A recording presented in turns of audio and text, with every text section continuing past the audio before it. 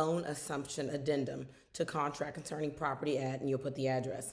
So loan assumption is, this form is going to be used if you've done the 1-to-4 contract and you've elected that it's going to be a loan assumption. Let's talk about this. First of all, you're going to go to TREC and look in MLS, agent remarks, attachments, and you'll see if this home is eligible for a loan assumption. You want to make sure that the loan assumption deal has been approved by the lender before you get all wrapped up into this, okay? Because you do have to be approved by the lender to do a loan assumption, all right? So let's talk about what a loan assumption is. An assumption, the buyer takes over the payment on the seller's loan. So the seller moves out, the buyer moves in, the buyer gets a deed day one and is the owner, but the old loan is not paid off at closing. All right, so they're assuming the old loan. Other things to kind of keep in mind. Instead of the seller, now the buyer makes the payments on the old loan. An assumption is not a lease purchase, okay, or deed for contract.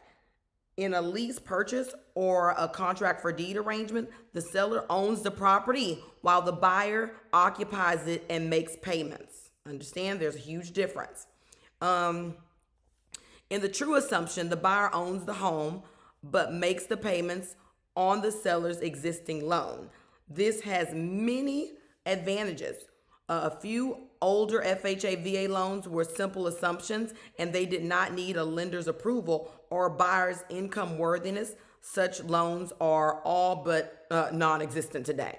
But we're talking about them just in case they do come back up because markets change and things and products come back available. Today, VA and FHA loans are assumable, but only if buyer meets current FHA qualifications, standard credit worthiness, and income otherwise.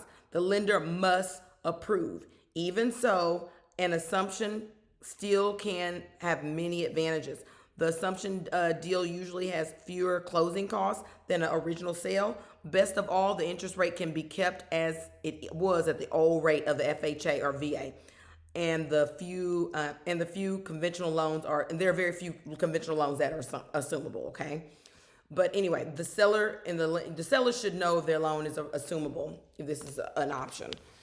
So with this being said, most of this stuff is going to be filled out, but kind of with the information that the lender is going to want, all right?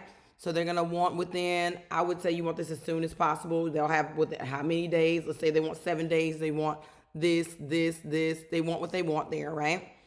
This is not going to be filled out by the buyer's agent. This is going to be filled out with the seller in cahoots, or in not cahoots, but with the lender, okay? Because the lender has to approve this too.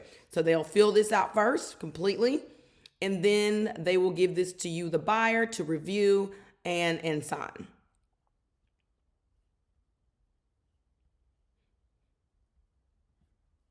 We can go over a little bit more, but it's really that simple. It talks about, what they are going to need in order for them to approve it. They're going to give you a set amount of time to get that information over to them.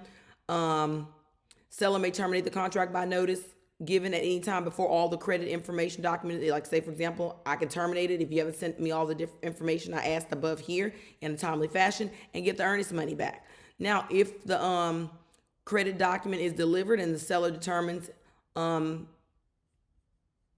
in seller's sole discretion that buyer's credit is unacceptable, seller may terminate this contract by notice to the buyer within 7 days after expiration of the time for delivery or acts delivered, okay? Whichever is later, and the earnest money will be refunded to the buyer. Now, if the seller does not terminate this contract within the specific set time, seller will be deemed to have gotten approval at buyer's creditworthiness, okay? And then they'll just select, at closing, buyer will assume in writing the following existing loan at obligations imposed by the deed of trust. Guys, you really need to work with your buyer and the lender, okay, with this right here, all of this. Reading this through thoroughly, as well as if they have any questions, speaking to an attorney, okay? So everything you guys can read yourself, but as far as that's concerned, I think that kind of sums up the loan assumption. But with the loan assumption, if they're doing a loan assumption, you're also going to need another addendum. It's called Addendum for Release of Liability on Assumed Loan and Restoration of Sale of VA Entitlement. So if you have this form, if this is going to be in effect, you're also going to need, I'm going to like save, no, whatever.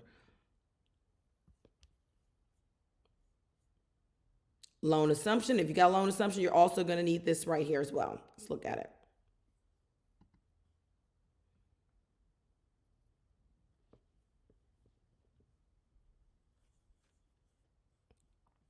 Addendum for release of liability on assumed loan or restoration of VA entitlement. Pretty much it's releasing the seller of the liability of the loan, okay?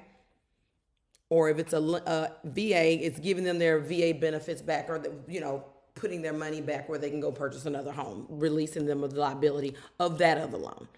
All right. If you have any questions, let me know. But yeah, I would say after the effective date of this contract, release the liability for any conviction. I'll put let me see what that there.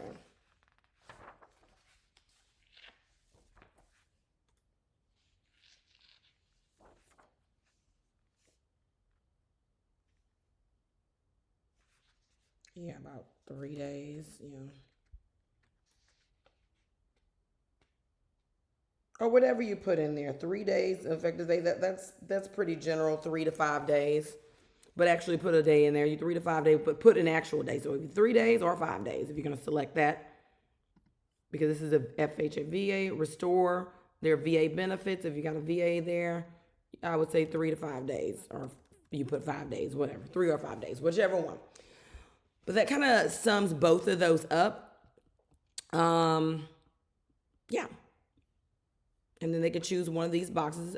For example, within 5 days after the effective date of this contract, seller and buyer shall obtain for restoration of the seller's VA entitlement. Again, this is if it's a VA loan that you're assuming, and shall furnish all documents required by VA if restored has not been approved by the closing date. Okay, the contract will terminate and the earnest money will be refunded to the buyer. Check 1, or failure to obtain restoration approval will not delay the closing. So it's just going to be up to them what they're going to do here.